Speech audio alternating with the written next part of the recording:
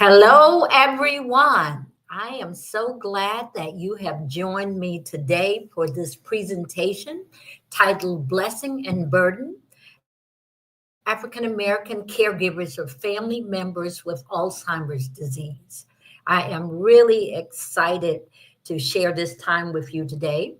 I am Sandra Edmonds Crew, a professor of social work at Howard University and the principal investigator of the SAMHSA grant that focuses on mental health and particularly looking at the African American community.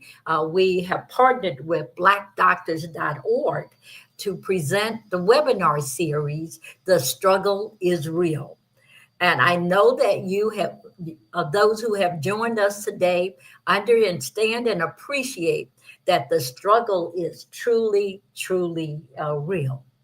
Again, I am a social worker and a professor of social work, and I am an ethnogerontologist focused on caregiving within the African American community. I would certainly like to express appreciation to blackdoctors.org for your assisting and supporting this important series, and to my colleague, Ms. Kathleen Tolliver, who makes this series possible on the Howard side. So again, today I'm going to spend time talking with you. And I just wish I could just reach out and touch you to kind of think about this very important topic. In November of 2023, I presented with my colleague, Dr. Claudia Thorne, about Alzheimer's being in the family. And what that meant is both Dr. Thorne and I had mothers or had mothers who were diagnosed with Alzheimer's. Both of our mothers have passed, but during this time of caregiving, we recognize the importance of certain factors. And I'm going to share some of those with you today. So you see in the photograph, that's my mother, along with myself, as I think and reflect upon this time. So again, I appreciate you joining us today for this series. Rosalind Carter, former First Lady, stated that most of us have been caregivers, or currently are caregivers, or really are just about to become caregivers. And I think that's the reality in our lives, particularly with longevity. I have been recently researching centenarians and trying to understand their key to longevity. I'm not sure if you're aware of it, but the oldest person in this country is an African American woman who's around the age of 113 years old. So although we are really kind of talking about caregiving and related to Alzheimer's and dementia, it's really important to understand the strengths of the Black family and how we survive despite some of the stresses and the stressors that we are presented with. Again, I especially appreciate SAMHSA for supporting funding for our Struggle is Real series. Uh, uh, as we begin to think about caregiver support roles, it is important that we think of specifically about Alzheimer's disease, because Alzheimer's is a form of dementia that really impacts African Americans. But I also wanted to kind of drill down on thinking about the roles of the caregiver as we began to think this through. So again, as a former caregiver, and again, it's been 10 years since I was a caregiver for my mother, almost 10 years, but yet the stressors are still alive and well within my psyche.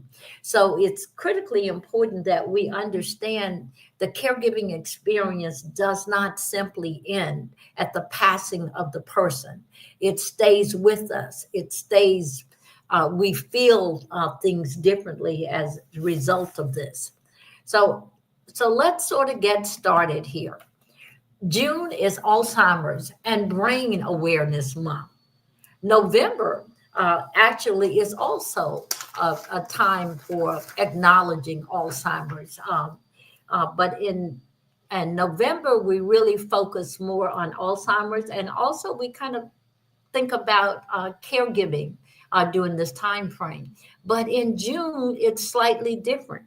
In June, we begin to think about Alzheimer's and the brain and the awareness of understanding how the brain uh, influences or is influenced by the disease. During the month, we take time out to better understand Alzheimer's disease. We really kind of think about how we encourage individuals to take charge of their brain, their health, and it raises awareness about Alzheimer's disease, which affects 7 million Americans. Various resources and events will be available to promote brain health and strategies for building brain healthy habits. I encourage you to visit the various websites that really helps you to better understand Alzheimer's and the brain.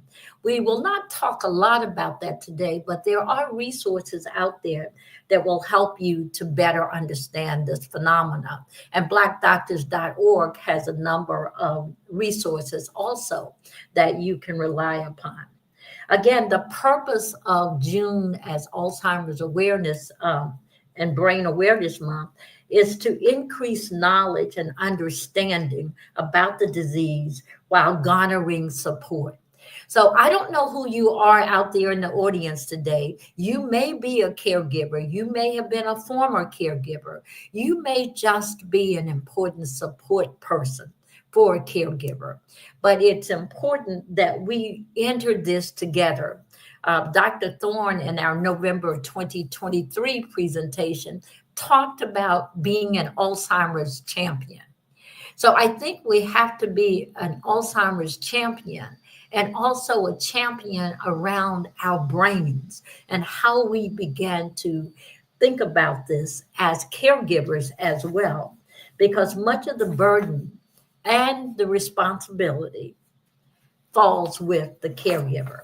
And often the caregiver is not a person who's self appointed, they are chosen because they are there in the moment and in the time. So I hope this presentation will really have you reflect upon your processes, how you process Alzheimer's in terms of it being in the family, and as caregivers, how we can support each other. So the agenda today is we really are we're talking about improving the quality of life of caregivers and their loved ones. Really important. So we'll be talking about an overview of Alzheimer's disease within the African American community. We'll talk about caregiver mental health challenges.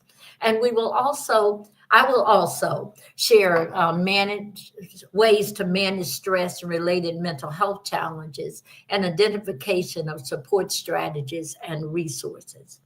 Make no mistake about it, this is hard work, but yet it can be rewarding work depending on the stage that you're in. So before I became a caregiver, I had tons of professional advice to give to caregivers. You all know what that's like. Before you've experienced something, you become the expert. But once you have experienced it, you begin to see it through a different lens. While much of what I said to caregivers before I became a caregiver was accurate, it seems rather perfunctory now as I think about the lived experience of the caregiving role of the ones that we love or we care so much about. Understanding Alzheimer, Alzheimer's disease and the role of the caregiver takes us to a different level of understanding. Lived experience takes us to a different level of understanding.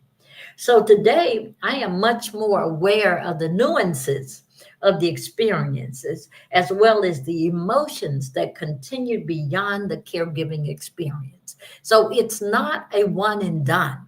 experience. It is something that stays with us for the rest of our lives. This experience becomes part of what we think about as ambiguous loss as we go through it, because the person is still with us, but yet they are not fully uh, aware of everything that's going on in their lives. So it's important that we think about caregiving as also a progression, just as we think about Alzheimer's disease itself. In short, the struggle is real and it differs based upon many factors. I believe that the arbitrary assignment of blessing or burden is even questionable. When I thought about the topic, when I was presenting the topic, blessing or burden just surfaced in my processing it. But I believe now, as I have prepared this presentation, that it is much more complex than that. Based upon my experience and the scholarship around the topic, it can be both at the same time. It can be both a burden and both a blessing. So let's continue with the conversation. As many of you already know, Alzheimer's is a progressive brain disorder, meaning that the brain continues to deteriorate over time. It affects memory, thinking, and behavior. And it's the most common cause of dementia. There are many dementias, and I won't go through them in this presentation, but Alzheimer's is the most common form of dementia. The lived experience provides much greater depth in understanding what Alzheimer's disease is. Depending on the stage an individual loses their precious memories, it helps you to better understand what's happening in your individual lives. There are individuals who lose their activities of daily living. There are individuals who are no longer able to take care of their instrumental activities of daily living. That means managing your bank account, managing your business affairs.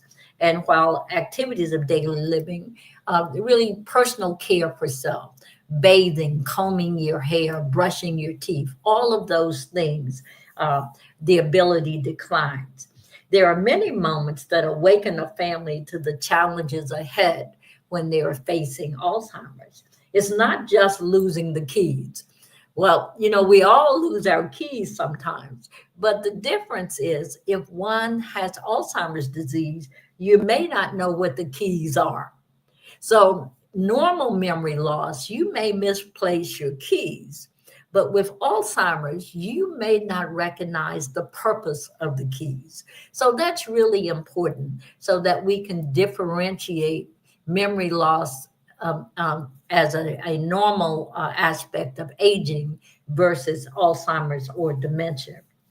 So again, when you lose your car in the parking lot, when you walk across the street to get the mail with limited clothing on, when you don't know who your children are, it's refusing to accept help. It's accusing others of stealing. It's anger about the situation that you're in. It's mourning the loss of memory and worrying about what comes next. It's about that loving hug and glimpses of familiar faces. It's about colorful language moments that you sometimes experience with the ones that you care for. With my mother, her language was always loving and caring. But with the onset of Alzheimer's, there was some colorful language that I experienced as a caregiver. So, I would say to you, these are all parts of Alzheimer's disease. But yet there are individuals who don't go through all of these stages. So it's not a one size fits all. It varies from person to person. So there's still a lot we don't know about Alzheimer's, but yet we know enough so that we can be more effective in our roles as caregivers. So the lived experiences are unique and shared by many, as I shared some of those with you that I experienced with my mother and also with my grandmother. The lived experiences of the person not being aware of their environment, or the lived experience of the person refusing to recognize that they could no longer care for themselves, the lived experience of really being angry, agitated. All of these things are true. And the emotional response to all of these is yet unique, because the emotional response to caregiving really depends a lot on your shared experience and your lived experiences. So, as I saw my mother go through these stages, because I was a professional social worker, uh, I was really prepared in some ways. So I did not uh, personalize it, internalize it when she no longer knew who I was. I understood it as a part of the disease. But yet another person really felt just absolutely horrible when it happened that their loved ones no longer knew who they were. So how you experience this has a lot to do with where you are and your understanding. And also critically important that I see that is missing in much of the literature that I have read is that we don't always understand what the relationship was, what the caregiver's relationship was before they had to assume the caregiving role. So, depending upon that relationship, the emotional toll may be very different. If you are in a family situation where there was a close knit with the person you're caring for, that may be a very different experience than those who are forced into the caregiving role with limited contact with the one that they are caring for. So again, it's so individualized, but yet there are unique, but yet there are commonalities that we know. So here are the facts: that over 6 million African Americans, 6 million Americans live with Alzheimer's, and sometimes I've seen the number as high as 7 million. 13% of African Americans live with Alzheimer's disease, and African Americans have twice the rate of non Hispanic whites. This is an important fact and one that we really continue to struggle with. When my mother could no longer call my name, I knew the moment was coming because I had observed it with my grandmother, who also had Alzheimer's. As a caregiver, I was not devastated, but recognized it is one of the stages. I responded by saying, "Oh, it's okay. She doesn't know who I am, but I know who she is." So that allowed me to really move forward and think differently about this. But yet, just a month ago, my sister said to me, during the time that you were caregiving for mother, she would often look around and say, "Where is Sandra? Where is Sandra?" So those moments are there when you may think they don't know who you are, but they are perfectly aware of who you are. This is important to understand, that there's still dimensions of Alzheimer's disease that we do not understand. And if I leave you with one message here, that is that one size does not fit all. The facts that we understand help us to realize that although we are have twice the experience with Alzheimer's, twice the experience that it is not the same for every family who is really impacted by Alzheimer's. Really important to take that away.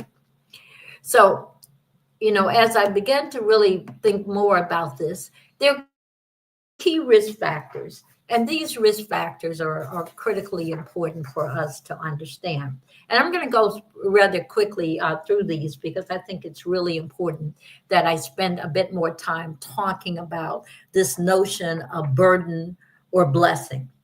But we do know there are higher rates of chronic diseases such as diabetes, hypertension, and heart disease, increased risk of vascular dementia, delayed diagnosis and underdiagnosis within the African American community. There are social determinants of health, and we've heard a lot about the social determinants of health related to the pandemic, and that we know that African Americans are sometimes under-resourced because of education, income, and access to resources. There's chronic stress, the effects of racism, and we think about this as weathering, how this impacts us. And then there's underrepresentation of us in research studies, and the reasons for that are multiple. Some of them relate to the distrust or mistrust of the systems that are set up to serve, and there's a historical acknowledgement of this. So when we kind of think about the risk factors, it is important that we also think in terms of biological and health factors. Again, we are more likely to have high blood pressure, diabetes, and obesity. These conditions damage blood vessels in the brain, increasing the risk of Alzheimer's. When we're thinking about Alzheimer's, we have to constantly think about the brain and brain health. As I have already stated, the higher rates of vascular dementia and mixed dementia are there within the African American community. And yes, there is the genetic risk factors, ApoE, and they behave differently in this population. So these facts really target the disadvantage that many African Americans have been exposed to. However, one still wonders why some African Americans have Alzheimer's disease and others do not. When we think about the percentage, most do not.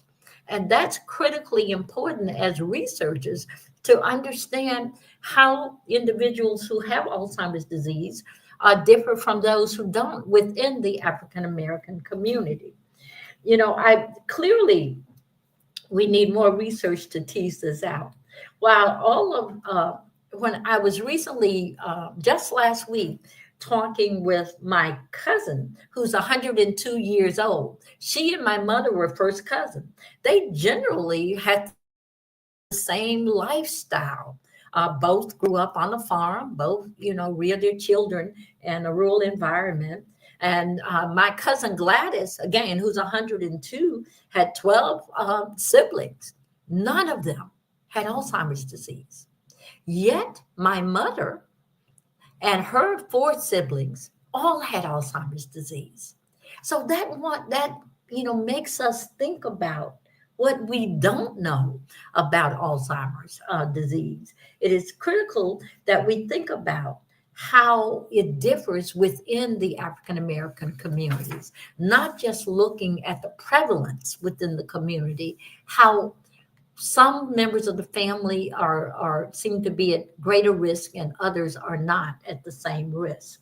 So certainly the literature also talks about the social and structural factors. But as I shared the story of my cousin Gladys, who's 102, and my mother who died at 91, the sibling experiences of those two first cousins were very, very different. But yet we know that there are inequities in education that reduce access to care, fewer opportunities for early detection and treatment, the effects of chronic stress and discrimination on brain health. We know this, and the distrust, as I previously mentioned, about the healthcare system. So these are really important to think about. But yet it is important for the caregiver conversation to really think more carefully about similar biological, health, social, and structural factors. As caregivers, we can't change the past. We cannot change the past. We can't erase it. We can't erase it. But we do have an opportunity to examine these factors to ensure that history does not repeat itself. So, as caregivers, when we begin to think about burden, stress, we have to really think about how we are doing, how we are caring for our health as we not only go through the experience, but also what happens after the experience of caregiving. It is important that we appreciate brain health and how we can really make a difference in our own health and well being by focusing on caregiving and its impact upon brain health. We may not be able to change what we experience, but we are able to focus on lifestyle changes. I know this is hard. We get accustomed to certain things in life, and we go to our comfort food sometimes, but it's important that we really begin to understand lifestyle changes are critically necessary for the next generation not to have the same experiences as the current generation. Now, what have I just said? Well, the summary really is quite clear that African Americans have higher risks, and we have to begin to think of ways of changing our risk as well as those for the next generation. It's not just about self. My lifestyles really carry over to my family's lifestyle. So we really have to go beyond self-care, which is often talked about self-care. But we really have to think about the care of others and those who are around us. One might ask, um, will prevention of chronic diseases and vascular issues be a part of the journey? How can we make sure that we are preventing some of these diseases that are just prevalent within the African American communities? It may stress that we are compliant with protocols, even though we're not comfortable with them sometimes. Uh, yes, social inequities are tougher for us, but we can engage in advocacy for self and the community. So there is no lack of respect and understanding of the social determinants of health, but we can focus on addressing stress even during this toxic socio-geopolitical environment. It is really important that we think about this. Too often we are distracted by the news that really challenges our belief systems rather than really focusing on how we can strengthen ourselves as a community. It has been scientifically documented that positive outlooks result in a healthier lived experience. So even though we know that chronic diseases, vascular issues, social inequities, stress, and discrimination really impact our brains and how we function as a community, it is important that we focus on positive aspects and not stay focused simply on the negative things in our lives. And this is done in a lot of different ways by individuals. It is truly individualized, and I'll talk a little bit about that. So now let's go on and talk about caregiving in the United States. When we think about caregiving in the United States, there are over 11.5 million caregivers who support people with Alzheimer's. I always say that this is probably an underestimate because there are people who are just doing what they think family members should be responsible for. And they don't always characterize themselves as caregivers, but they are just taking care of mom. They're taking care of their spouses. They're taking care of grandma. They're taking care of grandfathers. They're doing this all the time. The literature states again that 18.4 billion there are 18.4 billion of unpaid hours annually provided by caregivers, an average of 31 hours a week. Now think about this. 31 hours a week. If you are working, that is layered on top of your work experience. So you can see how the stress is inextricably related to the caregiving experience. Caregivers range in all ages and life stages. There are minors who become the caregivers of their grandparents, particularly grandparents who are raising grandchildren. I've observed this, that children are really forced to step in as caregivers. And they do this because they have uncertainty about who would care for them if grandma is no longer able to do this. So they step in and they sometimes hide the challenges of grandma or grandpa because they feel that their stable housing will be impacted by this. We also have caregivers who become caregivers during their midlife or mid-career. That's a group of caregivers who are often, again, engaged in their work and professional lives while they have to take on the responsibilities of caregiving. And also, there are those who have retired and find themselves at the moment that they are really looking for a different type of lived experience, find themselves thrust into the caregiving role. So, caregiving really comes to us at all stages of our lives. Some experience caregiving early in life, as I said, and others experience it in older age. I have become more and more aware of sibling dyads as caregivers, siblings caring for older siblings. Again, the caregiving experience is not a one size fits all. It depends upon the stage of life that you're in. When I witnessed my mother as a caregiver for both my father and her mother at the same time, I understood the burden. I understood the burden, but I also understood that the burden was a result of love. So there's that inextricable link between burden and love, burden and blessing. It is important that we really understand that. But as I became a caregiver myself, my understanding progressed more, that I was not on the periphery, but I was on the inside rather than the outside looking in. So, as we really think about caregiving, it is often important for us to think about how are we examining this.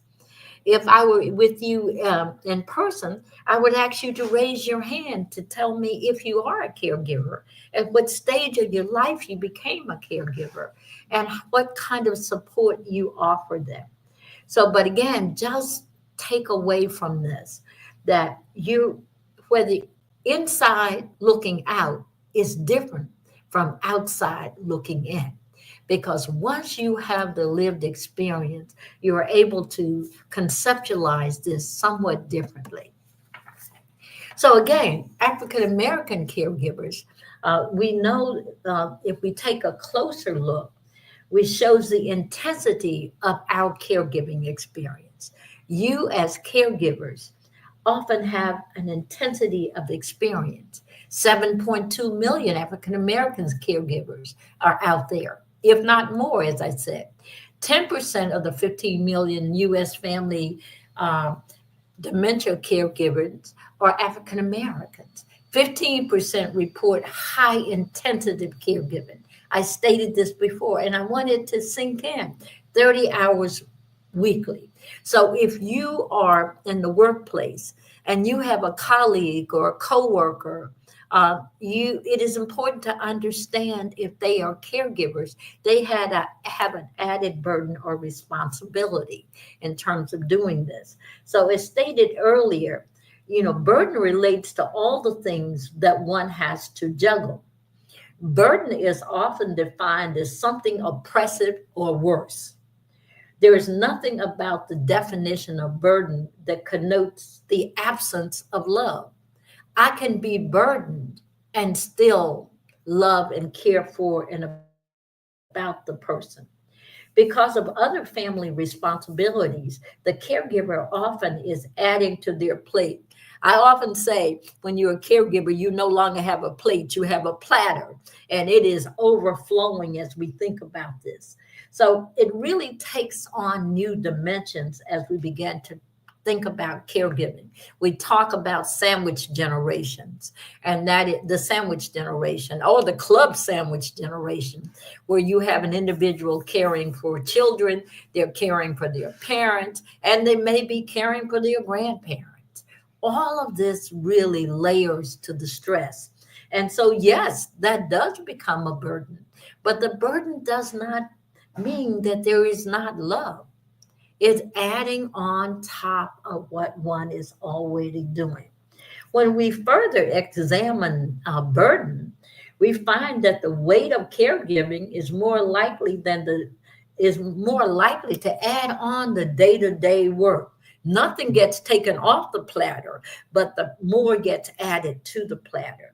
So it is this worry and angst about the well-being of the person as well as well-being of self and other members of the family that's critically important. Things cross your mind such as, am I offering the person what they need given their cognitive decline? Am I really uh, taking care of my family as I take care of the individual? So it becomes a really sort of being in two places at one time. And then people tell you, take care of yourself. Well, that is wonderful advice. But what they don't tell you is how you do this and manage all of the other responsibilities that you have. So, as I said earlier, I'm mindful of the many times I've said to caregivers, you must take care of yourself. That is great advice. Great advice. All the literature will agree that's great advice. But what's often missing in that advice is how to. Because what's in the caregiver's head is that, well, I would love to do that. Do you know how I do that? Plus, manage the responsibilities of caregiving. So I think as support persons for caregivers, we have to move beyond reminding them of the importance of self-care to thinking about helping them to discern ways that they can really engage in self-care. Now, and that is not as easy as it feels. It is one thing to say it, it's another thing to really help the person to identify ways that they may be able to do it, and also help to identify the support that will allow them to engage in self-care. That often is the missing component as we begin to think about it. So I know this is common knowledge, but there's a mental health impact. We know that caregivers, like some of you in the audience today, have high rates of anxiety, depression, and burnout. We know that you have these higher rates. So it's really important that you acknowledge that that comes with the territory. Because you're really trying to juggle all of these things. It truly is a juggling act. And so we have to really think of ways of alleviating or protecting you from anxiety, depression, or burnout. Caregivers often feel isolated. They feel that they're in this all by themselves. Sometimes it's the weight, the burden is on one member of the family, and the other members are going about their business. and they float in and they float out. But the caregiver is there and they are responsible for the day-to-day activities related to the caregiving responsibilities. Yes, they would love to put on their hat and go out and have a great day of shopping, but life is lifing for them, and they're not always able to do that. And so as you are thinking about the caregiver role, be careful and not so much focusing on uh, the need for self-care, but focusing on how you help the person engage in the self-care, thinking through that. And I'll talk about that a little bit more. But caregivers feel isolated, and we know that isolation is dangerous to your mental health. It is the equivalent, social isolation is the equivalent to smoking 15 cigarettes a day. Imagine that. Imagine smoking 15 cigarettes a day and its impact upon your health. Caregivers feel overwhelmed and, equally important, undervalued. Undervalued. So many of these things really require additional support, whether it's therapeutic intervention or others. But, some things like being undervalued, really, we all can help with that. We can send a card. We can stop by and support the caregiver, visiting with them. We can do things that they know that they are appreciated and valued, not simply assuming that this is their responsibility and their responsibility only. I recall, as being a caregiver, one of the things that I always appreciated, it was the offer of help. Even though sometimes I didn't know the help that I needed, I recall my sister asking me, "What can I do to help?" And and I said, "Well, mother was in an assisted living community, and it seemed that socks seemed to disappear all the time." And I said, "Well, it would be good to have, extra pair of socks," because she lived in a different area of the country. But I knew that she needed uh, something that she could do to support this other than the financial support, which was always there. So I said to her, "Well, just bring me socks." Well, my sister brought enough socks for everyone in the assisted living community. So I became known as the sock lady because I was distributing socks to everyone. But it was really about her understanding that I needed something. She didn't know the exactly what, but valuing my role as a caregiver. So I encourage you, the little things matter. The little things matter when one is a caregiver. When I would take mother to work and she would wander around in the School of Social Work, having those colleagues on the third floor who would say, "Hey, your mom paid me a visit and bring her back to my office." Oh, yeah, I know some of you are saying, "Well, how did you let your mother get out of your sight?" Trust me, with caregiving for Alzheimer's, sometimes the person you're caring for really gets out of your vision, out of your sight. And you need that supportive environment to help you to address that time in life. So let's really kind of think again more about the special considerations related to African American caregivers. We're more likely to be sole caregivers, meaning that we don't have other persons there to really support us in that role. More likely to provide intensive unpaid care. So that means if you're not being paid for the care, you're probably juggling your own economic resources to kind of help with this. You're less likely to access mental health services. And there are a number of reasons for this. We all know about the stigma associated with it, but I think it's often accessibility as much and experience with mental health care, therapeutic interventions, and there are so many that we can think about.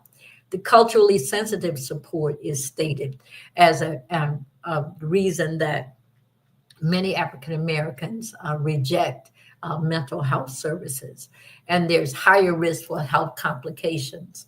Uh, we know this, but we also know that therapeutic intervention helps. It helps. And it can be customized based upon one's needs. It doesn't have to be the one size fits all model. It can really reflect what the person needs to get them through this particular time. So it really lays bare the focus on whether caregiving is a blessing or a burden. It often relates to the support that one has during this time frame. So the more support one has, the better the outlook is for the individual who is the caregiver. So really critical for us to really kind of think about that. And also to think about our own health needs as caregivers. Because we are caring for someone with Alzheimer's, it is important that we have a check-in with ourselves. I often talk about being a checkup from the neck up, a checkup from the neck up. And we ask ourselves, how you doing, girl? How's it going? And you have to ask yourself that question sometimes. And so that we don't engage in negative behaviors to offset the stressors or caregiving. And when I say negative behaviors, I mean things such as overeating or eating things that are not healthy for us, or using toxic substances. So really, we have to really sort of think about this more. But remember, these generic factors vary based upon socioeconomic factors. So there are individuals who have more social economic support that makes it easier for them to survive and thrive as a caregiver. So we have to recognize those differences. So when we think about the African American community, it's also important to disaggregate that community based upon resources that are available. Now, it doesn't mean because one that has higher socioeconomic resources can escape the importance of support, but it simply means that they have more resources to support the individuals that they're caring for and about. So if the family members have the resources, or the individual had the resources for assisted living or memory care facilities, that's a different layer of support than when it is not available to families. So we must acknowledge that there are differences based upon socioeconomic statuses. So when we think about caregiving, critically important for us to know that there are special considerations within the African American community. I pause here to really have you think about some of the things that we have heard during our life courses. For example, it has been said often that, Blacks don't put their family members in nursing homes. We take care of our own. And that is true where possible. But sometimes what we have done is we've made the promise to our loved one that we will never put you in a care facility. We will never do this. And so when you find that you can't manage and you have to do this, it feels like a broken promise.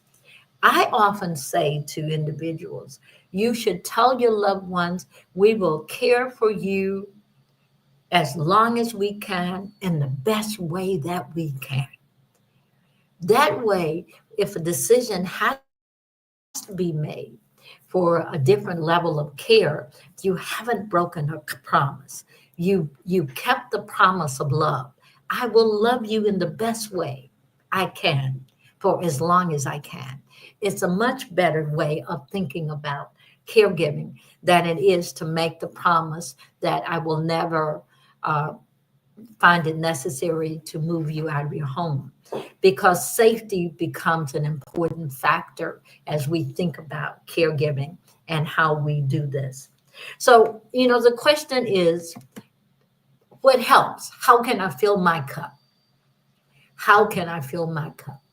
We know that there are ways that we can do this, but we can engage with peer support groups.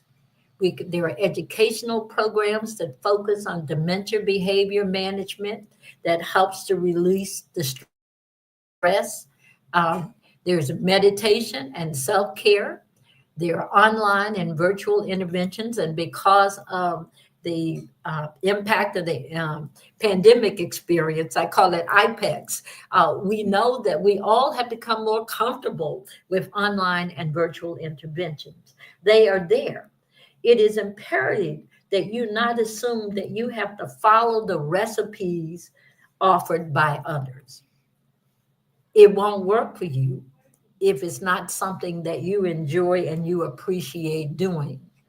Although there are many things to do, you have to find the fit for you.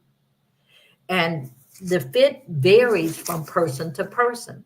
Uh, I'm I during the my caregiving experience, I became very focused on reading, but my time wasn't there to always read the book.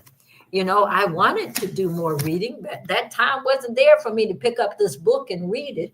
But I became a fan of Audible books.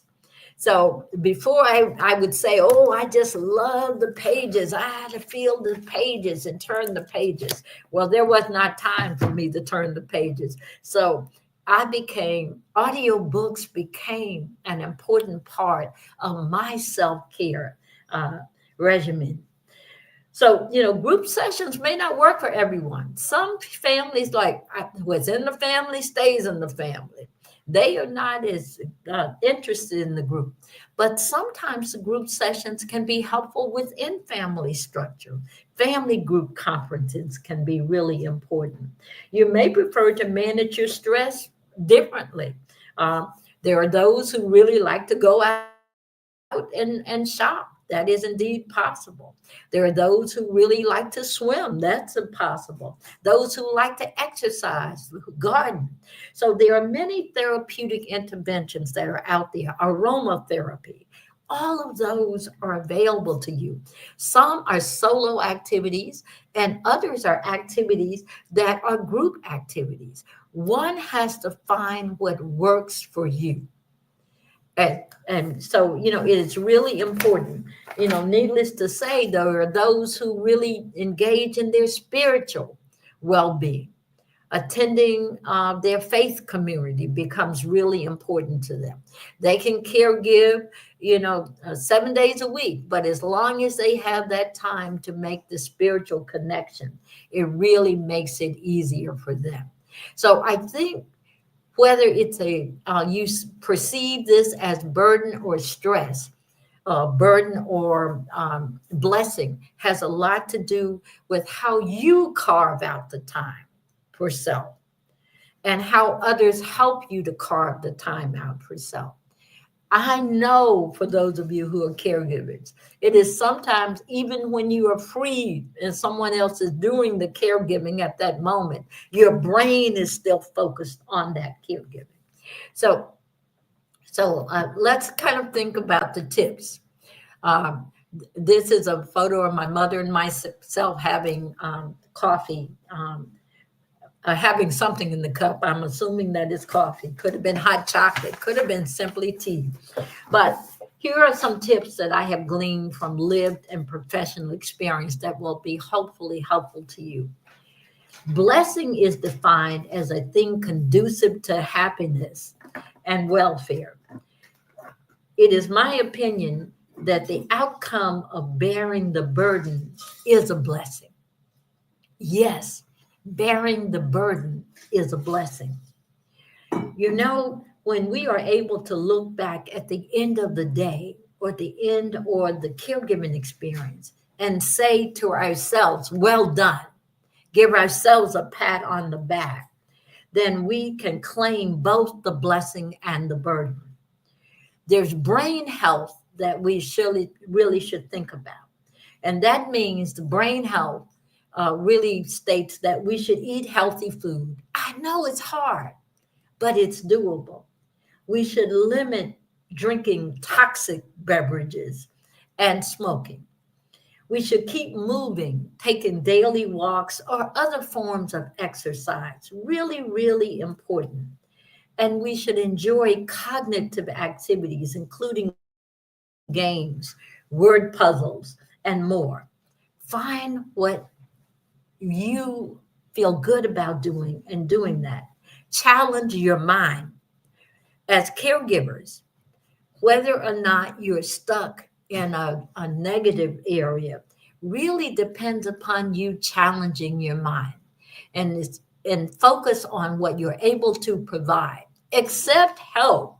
When someone offers you help, even if you don't need it, accept it because it really allows you to have a moment. Be realistic with yourself. When you're addressing Alzheimer's, you have to be a realistic. That often more often than not, the behavior is not going to improve. But how will you address the decline? Set realistic goals again, really important. Get connected with someone or someone.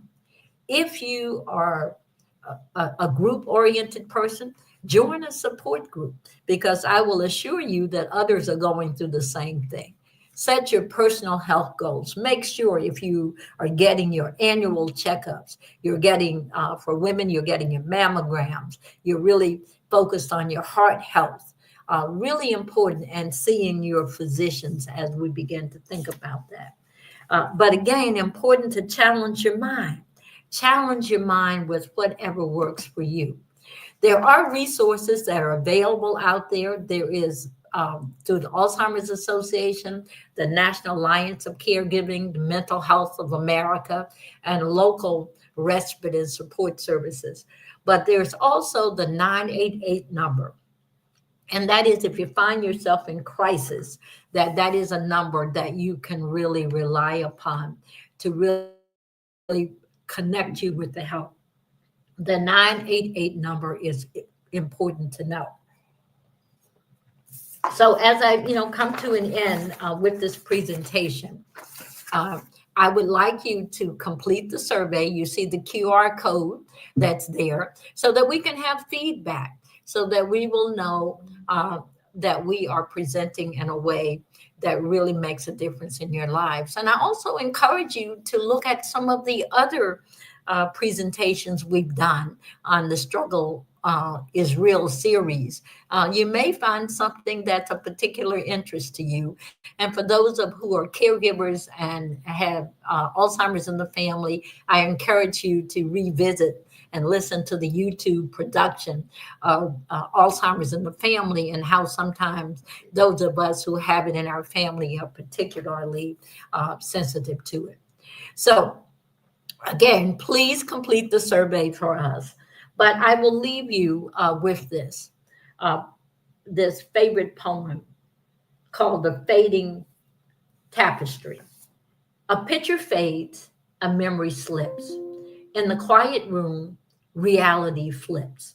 Yet in these walls, as colors wane, a tapestry of love still remains. Eyes meet, but recognition slight. Yet somewhere there glows a tender light. The words may falter and silence grows. The love we share still steady in its flow. A tapestry frayed, but not undone. Bound by threads of love, second to none. In each loose end and each faded uh, line, a testament to love forever true. So the response to whether it's a blessing or a burden is really about how you manage the responsibility of caregiving. And don't be concerned if it's indeed a burden, because burdens become blessings. Thank you very much.